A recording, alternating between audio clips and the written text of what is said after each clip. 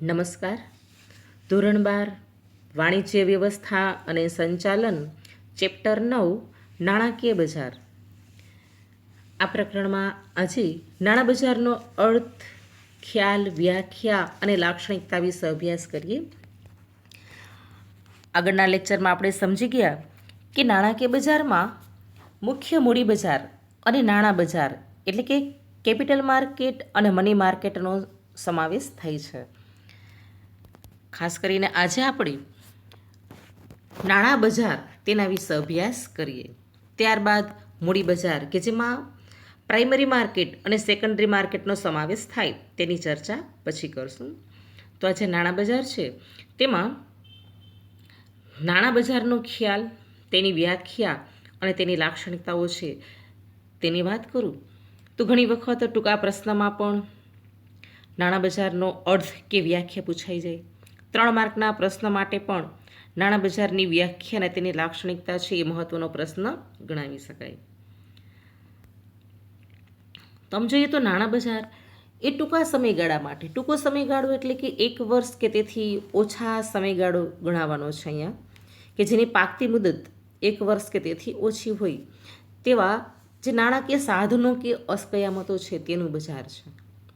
નાણાંની નજીકની અવેજી ધરાવતી નાણાકીય અસ્કયામતો કે સાધનોનું બજાર એટલે જ નાણાં બજાર એવું પણ આપણે કહી શકીએ. અને ટૂંકી સરસ એની વ્યાખ્યા નીચે આપેલી જ છે કે નાણાં બજાર એ ટૂંકા સમયગાળા માટેની નાણાકીય મિલકતો કે જે ઊંચી તરલતા સાથે નાણાંની નજીકની અવેજી ધરાવે છે તેના વ્યવહારોનું બજાર એટલે જ નાણાં બજાર એવું પણ કહી શકાય. આમ નાણાં બજાર એ કોઈ સંસ્થાઓનું સામૂહિક માળખું છે. ખાસ કરીને રિઝર્વ બેંક ઓફ ઇન્ડિયા, વ્યાપારી બેન્કો, મ્યુચ્યુઅલ ફંડો, વીમા કંપનીઓ વગેરેનું સામૂહિક માળખું એ નાણાં બજાર છે. નાણાં બજારની આજે પેટા શાખાઓ પણ વિકસી છે જેમાં call money market, treasury bill વગેરે ગણાવી શકાય. એટલે કે નાણાં બજાર એ ઊંચી તરલતાનો ગુણ ધરાવતી નાણાકીય અસ્કયામતો કે સાધનો છે તેનો વેપાર કરતું બજાર છે.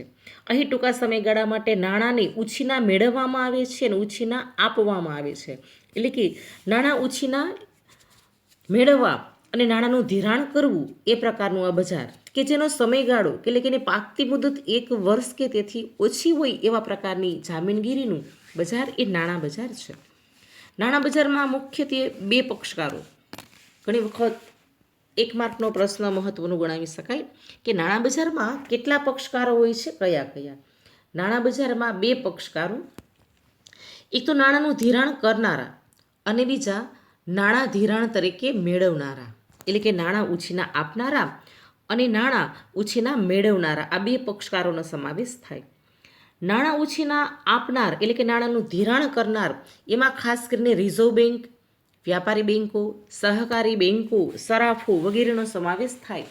અને નાણાં છે ઉછીના મેળવનારમાં ખેડૂતો વર્ગ હોઈ શકે, વેપારીઓ હોઈ શકે, રાજ્ય સરકાર કે એકથી વધુ રાજ્ય સરકારો હોય અને કેન્દ્ર સરકાર પણ હોઈ શકે. આમ નાણાં બજાર એ શેર બજાર જેવું કોઈ ભૌતિક સ્થળ નથી, પરંતુ નાણાંનો વેપાર કે નાણાંની લેવડ દેવડ કરતી વિવિધ સંસ્થાનો સમૂહ છે. ખાસ યાદ રાખો, વિધાનના સ્વરૂપમાં પણ ઘણી વખત પૂછવામાં આવે કે નાણાં બજાર એ શેર બજાર જેવું કોઈ ભૌતિક સ્થળ નથી, સમજાવો. તો કહી શકે ભાઈ શેર બજાર ખાસ કરીને આપણું ભારતનું સૌથી મોટું શેર બજાર એ બોમ્બે સ્ટોક એક્સચેન્જ છે. એના વિશે પણ આપણે આગળ અભ્યાસ કરવાનો જ છે કે આ બોમ્બે સ્ટોક એક્સચેન્જ એક ભૌતિક સ્થળ છે કે જેની સ્થાપના 1875માં the native share and stock brokers તરીકે થયેલી અને આજે એ બોમ્બે શેર બજાર એટલે કે બોમ્બે સ્ટોક એક્સચેન્જ તરીકે ઓળખાય છે. અમદાવાદમાં પણ 1894માં શેર બજારની સ્થાપના થઈ હતી. એટલે કે ભૌતિક સ્થળ છે. પરંતુ આ નાણાં બજાર છે એ કોઈ ભૌતિક સ્થળ નથી, પરંતુ નાણાંનો વેપાર કરતી વિવિધ સંસ્થાઓ છે તેનો સમૂહ છે. કોની કોની વચ્ચે વેપાર થાય તો આગળ આપણે વાત કરી ગયા કે રિઝર્વ બેંક ઓફ ઇન્ડિયા છે, વ્યાપારી બેન્કો છે, સહકારી બેન્કો છે, સરાફો છે, સ્રોફ કે સરાફ કે જે નાણાં ધીરધારનો ધંધો કરે છે. ખેડૂતો એની પાસેથી ધિરાણ લેતા હોય, વેપારી ધિરાણ લેતા હોય, સરકાર કે કેન્દ્ર સરકાર પણ એની પાસેથી ધિરાણ લેતી હોય. તો આવી સંસ્થાઓનો સમૂહ એ નાણાં બજાર છે. નાણાં બજારની સરસ વ્યાખ્યા આપેલી છે કે નાણાં બજાર એ ટૂંકા ગાળાની નાણાકીય મિલકતો કે જે ઊંચી તરલતા સાથે નાણાંની નજીકની અવેજી ધરાવે છે તેના વ્યવહારોનું બજાર એટલે નાણાં બજાર એવું આપણે કહી શકીએ. નાણાં બજારની વ્યાખ્યા બે વિભાગમાં 1 માર્ક માટે મહત્ત્વની ગણાવી શકાય. એટલે કે નાણાં બજાર એમાં જામીનગીરીનું બજાર, ટ્રેઝરી બિલ, કોમર્શિયલ પેપર, થાપણનું પ્રમાણપત્ર વગેરે પ્રકારની જામીનગીરીઓ છે તેનું બજાર કહી શકીએ. નાણાં બજારમાં રિઝર્વ બેંક ઓફ ઇન્ડિયા, વ્યાપારી બેંકો, મ્યુચ્યુઅલ ફંડોની સંસ્થાઓ, વીમા કંપનીઓ છે વગેરેનું સામૂહિક માળખું ધરાવતું આ બજાર એ નાણાં બજાર છે. નાણાં બજારની સફળતાની કામગીરીનો આધાર ખાસ કરીને બેન્કિંગ પદ્ધતિ અને નાણાકીય સંસ્થા એ કેવી કામગીરી કરે છે તેના ઉપર રહેલો છે. આમ નાણાં બજારને સમજવા માટે તેની લાક્ષણિકતાઓ છે તેની ચર્ચા કરી લઈએ. એક તો નાણાં બજાર એ બે ભાગમાં વહેંચાયેલું છે. એક તો સંગઠિત નાણાં બજાર અને અસંગઠિત નાણાં બજાર. સંગઠિત નાણાં બજારમાં કયા કયા પક્ષકારો હોય એટલે કે કોની વચ્ચેનું સંગઠન હોય એની વાત આપણે આગળના લેક્ચરમાં પણ કરેલી અને હજુ આગળ પણ આવશે જ, પણ છતાં આપણે વાત કરી દઈએ એક વખત કે સંગઠિત નાણાં બજાર એ સંગઠન હોય છે જેમાં રિઝર્વ બેંક ઓફ ઇન્ડિયા, વ્યાપારી બેંકો, મ્યુચ્યુઅલ ફંડો આ વગેરેનું સંગઠન હોય છે. એમાં રિઝર્વ બેંક એના ઉપર નિયંત્રણ કે અંકુશ રાખે છે. જ્યારે અસંગઠિત નાણાં બજાર છે જેના આપણે અનૌપચારિક બિન સંગઠિત પણ કહી શકીએ કે એમાં નાણાંનો ધીરધારનો ધંધો કરનાર જામીનદારો, વસ્તુને ગીરે રાખીને નાણાં ધીરનાર છે, દેશી બેન્કરો છે, શ્રોપ છે વગેરેનું આ અસંગઠિત નાણાં બજાર બનેલું હોય કે આ બધા વચ્ચે કોઈ સંગઠન હોતું નથી, સંકલન હોય નહીં, સંકલનનો અભાવ હોય. ખાસ કરીને આપણા ભારતના ગ્રામ્ય વિસ્તારમાં અસંગઠિત નાણાં બજારે બહુ વિકાસ પામેલું હતું. અત્યારે શહેરોમાં પણ અસંગઠિત નાણાં બજાર છે જોવા મળે છે. આમ નાણાં બજારને બે ભાગમાં વહેંચી શકાય, સંગઠિત નાણાં બજાર અને અસંગઠિત નાણાં બજાર. ત્યારબાદ બીજી લાક્ષણિકતા જોઈએ તો કે ટૂંકા ગાળાની મિલકતો કે સાધનોનું બજાર છે.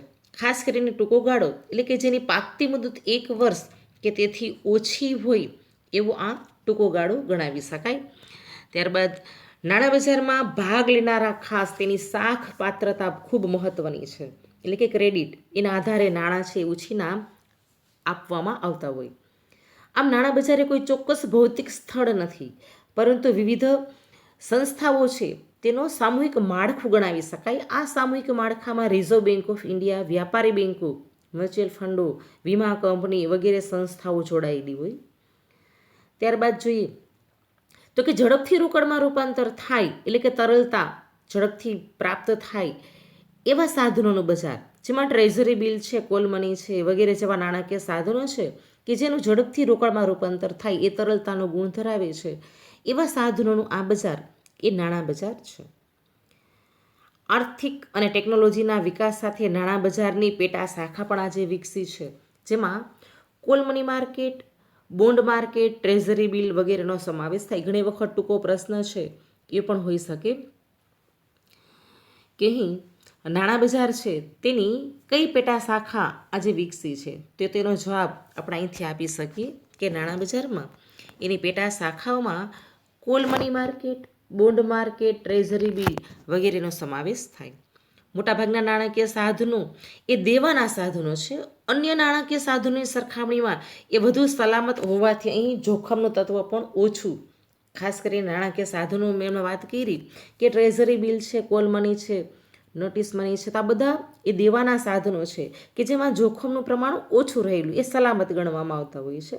નાણાં બજારની સફળતા અને કામગીરીનો આધાર એ બેંકની પદ્ધતિ કેવી છે, બેન્કિંગ સિસ્ટમ કેવી છે, નાણાકીય સંસ્થાની કામગીરી કેવા પ્રકારની છે તેને ધ્યાનમાં રાખીને આ નાણાકીય બજારની સફળતા છે એ નક્કી કરી શકાય. આમ નાણાં બજાર છે તેની લાક્ષણિકતાઓ પૂર્ણ કર્યા બાદ આગળના લેક્ચરમાં આપણે સંગઠિત નાણાં બજાર અને અસંગઠિત નાણાં બજાર છે તેના વિશે તેમજ નાણાં બજારના વિવિધ સાધનો છે તેના વિશે અભ્યાસ કરીશું. ધન્યવાદ.